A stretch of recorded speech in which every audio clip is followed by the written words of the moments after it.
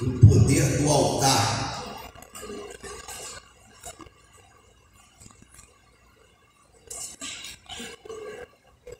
Aleluia. Quem encontrou, diga glória a Deus. Glória a Deus. Quem não encontrou, diga misericórdia.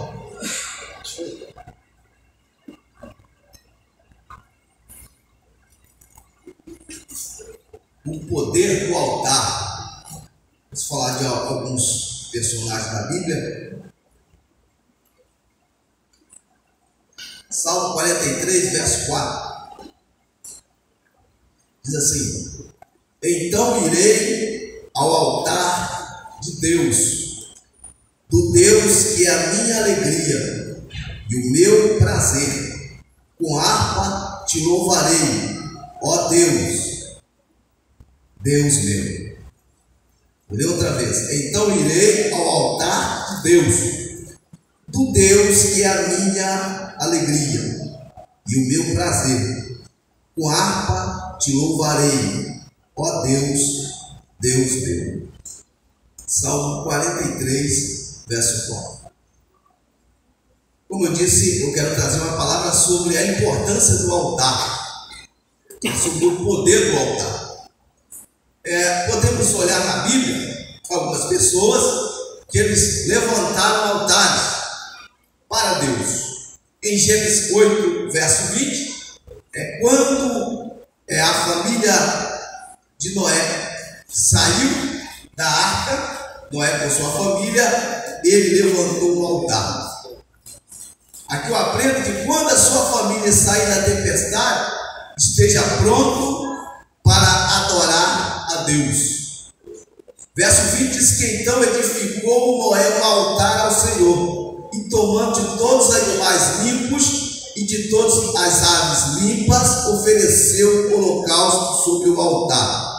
Quando Noé saiu da arca, quando Noé saiu do dilúvio, da tempestade, Noé apresentou um altar a Deus. Então, se você está debaixo de luta, você está debaixo de tempestade, você deve apresentar um altar a Deus, né? O altar é um lugar de gratidão. O altar é um lugar que você vai expressar a sua gratidão. Deus te deu uma família, então seja grato a Ele. Deus te deu filhos, então seja grato a Deus. Agradeça a Deus. Quando você está no altar de Deus, isso fala da sua gratidão. Gratidão alguns dizem que tem memória curta. Alguém escreveu, né? A gratidão tem memória curta. Às vezes as pessoas esquecem muito rápido das bênçãos que recebeu do outro, alguém que abençoou a sua vida. O ser humano tem isso, às vezes esquece muito rápido. Às vezes se abençoa a pessoa 100 vezes, mas se deixar uma vez ser abençoado, pode ser que ele seja ingrato contigo, né? Então isso é um perigo. Mas quando nós temos gratidão a Deus, nós vamos para o altar de Deus, reconhecendo que Ele é o nosso Senhor, que nos tirou da tempestade, que nos tirou do dilúvio. Noé fez isso. Não podemos ser como os leprosos. Foram 10 curados, só um voltou para agradecer a Jesus. Nós temos que ter uma memória de gratidão. Então, quando Noé saiu da arca, ele apresentou um altar a Deus. Era a sua gratidão. Em Gênesis 13, versos 17 e 18, quando você ouvir promessa de Deus, logo você deve estar no altar. Abraão fez isso. Verso 17: levanta-te, percorre a terra, o seu comprimento e na sua largura, pois eu a darei a ti. Então mudou Abraão as suas tendas e foi habitar nos carvalhais de Mamré, que está junto a Hebrom, onde edificou um altar ao Senhor. Deus fez promessa para Abraão, e Abraão apresentou um altar para Deus. Então, quando Deus fizer promessa para a sua vida, você deve levantar um altar para Deus. Deus faz promessa a Abraão que a sua descendência seria como o pó da terra, como as estrelas do céu. E Abraão, ele reconhece isso. e ele prepara ali um altar para Deus. É só promessa. Não tem nada ainda concluído, mas ele já está levantando um altar para Deus. Quando você precisar que o Jeová Jireh da sua vida, você também vai precisar de um altar. Gênesis 22, verso 8 e 9, diz que respondeu Abraão: Deus proverá para si um cordeiro para o holocausto do meu filho. E os dois seguiram juntos, chegaram ao lugar que Deus lhe dissera, e edificou Abraão ali o altar, e sobre eles pôs em ordem a lenha, amarrou Isaque seu filho, deitou-o no altar em cima da lenha. Quando você estiver precisando de uma provisão de Deus, você deve estar no altar. Abraão precisava de uma provisão de Deus, e Abraão pegou seu filho e colocou sobre o altar. E diz a Bíblia que ele tinha fé até que Deus pudesse ressuscitar. E aqui tem um exemplo da minha vida e para a sua vida. Devemos colocar os nossos filhos no altar de Deus. Se o seu filho estiver no altar de Deus, vai ter provisão. Se a sua vida, se a sua família estiver no altar de Deus, vai ter provisão. Porque Deus disse que Ele ia prover. E quando Deus fala, Ele cumpre. E o anjo bradou: Abraão, não faça mal ao menino. E ele olhou do lado e viu um carneiro.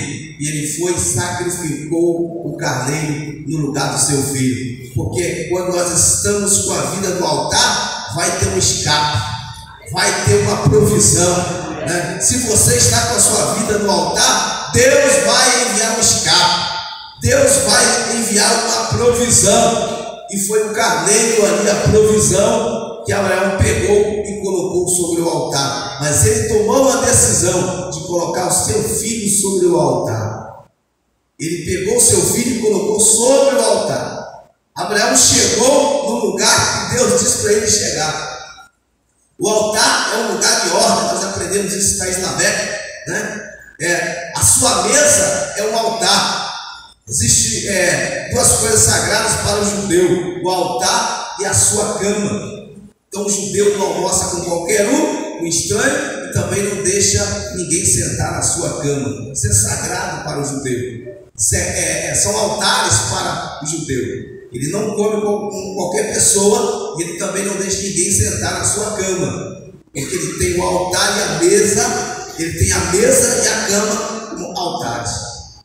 Então é algo interessante que nós temos que ter cuidado. Então o altar é um lugar de ordem.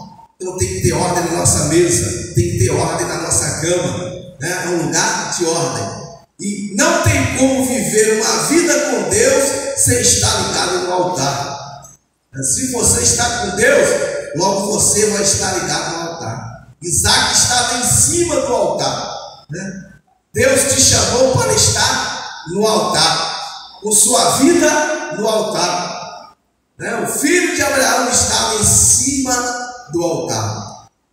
E você encontrará o que você procura quando estiver no altar de Deus. Isso aconteceu com Isaque. Gênesis 26, 25 e 32 diz que então edificou ali um altar e invocou o nome do Senhor, armou ali a sua tenda, e os seus servos cavaram um poço. Nesse mesmo dia vieram os servos de Isaque e deram-lhe a notícia acerca do poço que ele tinha cavado, dizendo-lhe: achamos água. Isaque levantou o altar, deu um banquete para os seus inimigos e achou água. Interessante esse texto. Primeiro ele levanta o altar, depois ele dá um banquete para os seus inimigos, e aí ele encontrou água, né? Jesus disse que nós devemos amar até os nossos inimigos, né? Mas esse texto mostra que quem tem vida no altar ama até os seus inimigos. Nós gostamos de amar os amigos, né? Que é fácil, mas amar inimigo não é uma coisa fácil. Amar aquele que te odeia, amar aquele que quer o seu mal. Jesus disse: amai os vossos inimigos. Mas você só pode amar o inimigo se você estiver com a sua vida no altar. Você só pode dar um banquete para os seus inimigos, como Isaque deu, né? Se você estiver com a sua vida no altar. Se não estiver com a vida no altar, você não consegue, você não aguenta, né? Na nossa natureza, na nossa carne. Mas Isaac, ele levantou o altar, e ele depois que deu banquete para os seus inimigos, ele achou água, ele achou ali a provisão, mas ele teve que levantar o altar. Outro texto, depois que Jacó fez as pazes com Esaú, ele também levantou o altar. Gênesis 33, 20 diz: então levantou ali um altar e lhe chamou Deus, o Deus de Israel. Depois que ele fez ali as pazes com seu irmão. Aqui tem uma lição para a minha vida e para a sua vida. Quando Deus te der novas oportunidades, procure estar no altar de Deus. Jacó estava tendo ali uma nova oportunidade. Ele estava ali fazendo as pazes com seu irmão. Ele estava ali reconciliando com seu irmão. E ele agora vai agradecer a Deus. De que maneira? Apresentando ali um altar para Deus. Agradecendo a Deus por aquilo, né? Agradecendo a Deus porque agora ele tem comunhão com o seu irmão, agora ele tem relacionamento com o seu irmão, agora ele conseguiu perdão com o seu irmão, e ele levanta um altar para Deus. Moisés também foi um edificador de altares. Êxodo 27, 1: farás também um altar de madeira de acácia e de 5 côvados, será o comprimento de 5 côvados da largura, será quadrado o altar, e de 3 côvados a altura. O altar era uma estrutura elevada sobre a qual o adorador oferecia sacrifícios ou queimava incenso.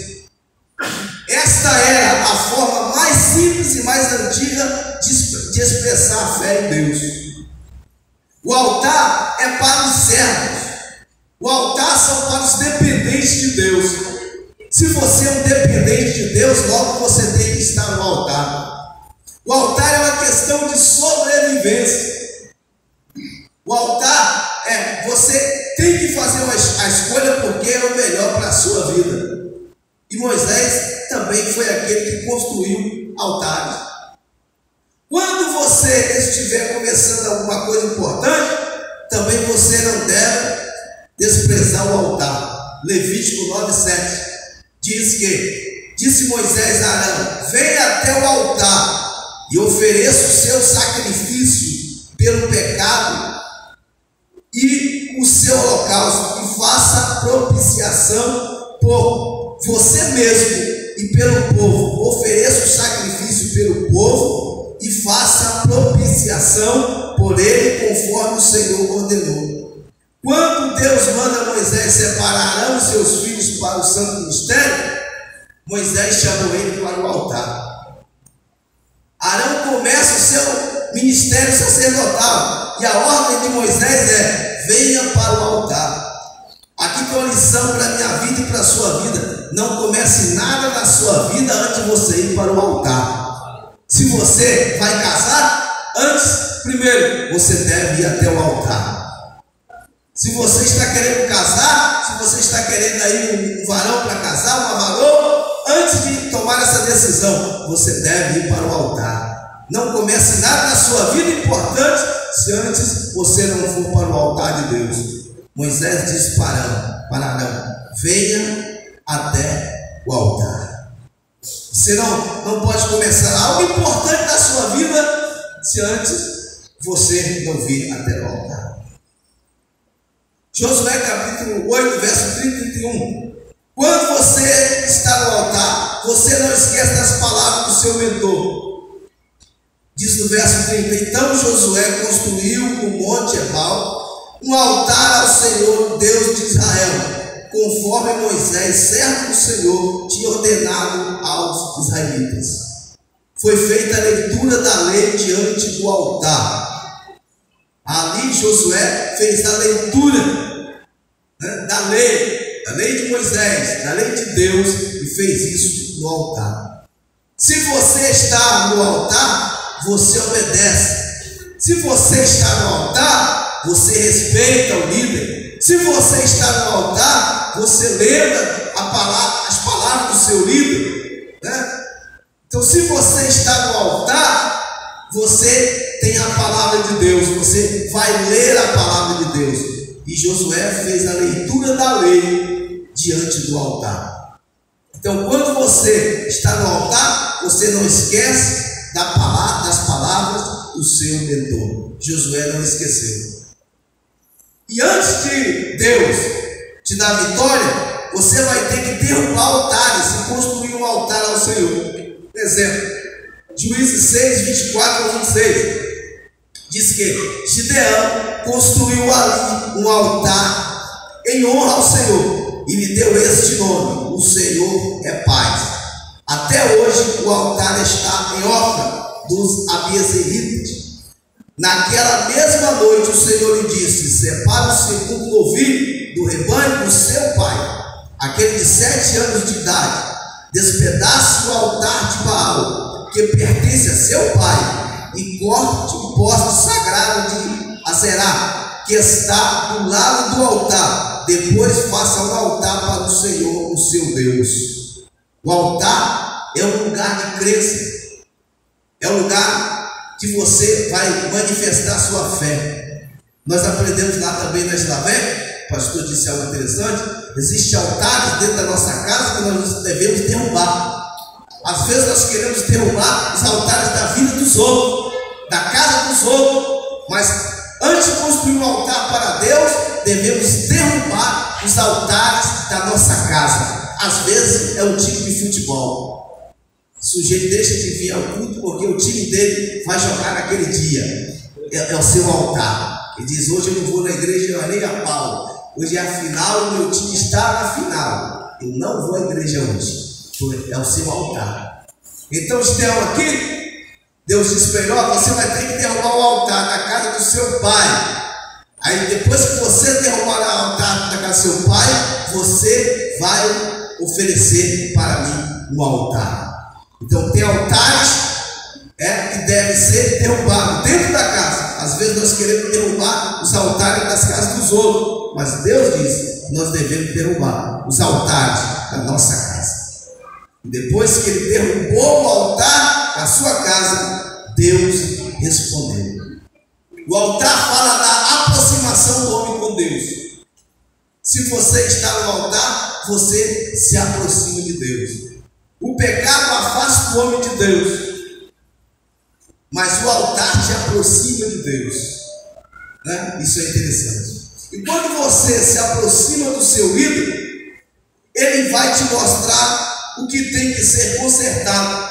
Exemplo, 1 Reis 18, 30 ao 32. Elias diz assim: então Elias disse ao povo: aproxime-se de mim. E o povo aproximou-se. Elias reparou o altar do Senhor que estava em ruínas.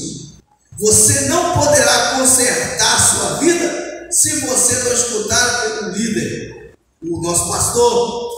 Quando você tem uma orientação, né, e você respeita essa orientação, a bênção vai vir sobre a sua vida. Elias disse: se aproxime de mim, e o povo se aproximou. Verso 31 diz que depois apanhou 12 pedras, uma para cada tribo dos descendentes de Jacó, a quem a palavra do Senhor tinha sido dirigida, dizendo-lhe: seu nome será Israel. Com pedras construiu um altar em honra ao Senhor, e cavou ao redor do altar uma valeta, na qual poderia ser semeadas 2 medidas de semente. Elias apanhou 12 pedras, representando ali as tribos de Israel. Pedra fala de firmeza, sustentabilidade. Se você está no altar, você está sustentado, você é forte, sua casa está sustentada, seus filhos estão sustentados, você é uma família forte, porque você está no altar. Fraco é o diabo, né? Você pode confiar. Então eles construíram ali, ele chamou aquele povo e eles construíram ali um altar com 12 pedras, representando ali a tribo de Israel. E o verso 36 diz que a hora do sacrifício, o profeta Elias colocou-se à frente do altar. Isso aqui tem uma lição para a minha vida e para a sua vida. Nós devemos estar de frente do altar. Não podemos dar as costas para o altar. O que é dar as costas para o altar? É dar as costas para a palavra de Deus. O que é das costas para o altar? É não querer submeter a palavra de Deus. Mas diz a Bíblia que Elias, ele colocou-se à frente do altar e orou: o Senhor Deus de Abraão, ó Senhor Deus de Abraão, de Isaque e de Israel, que hoje fique conhecido que tu és Deus em Israel, e que eu sou teu servo, e que fez todas essas coisas por ordem tua. Então o fogo do Senhor caiu e queimou completamente o holocausto, a lenha, as pedras e o chão, e também secou totalmente a água na valeta. Quando nós estamos com a vida no altar, Deus vai responder as nossas orações. Se você está com a sua vida no altar, Deus vai responder as suas orações. Se você está com a sua vida no altar, vai ter resposta de Deus para a sua casa, vai ter resposta de Deus para a sua família, vai ter resposta de Deus na área financeira, vai ter resposta de Deus na sua saúde, vai ter resposta de Deus para a sua casa, vai ter resposta de Deus para a sua vida sentimental. Se você está diante do altar de Deus, vai ter resposta para a tua vida. Quando nós consertamos o altar, terá resposta de Deus. Quantos podem celebrar ao Senhor?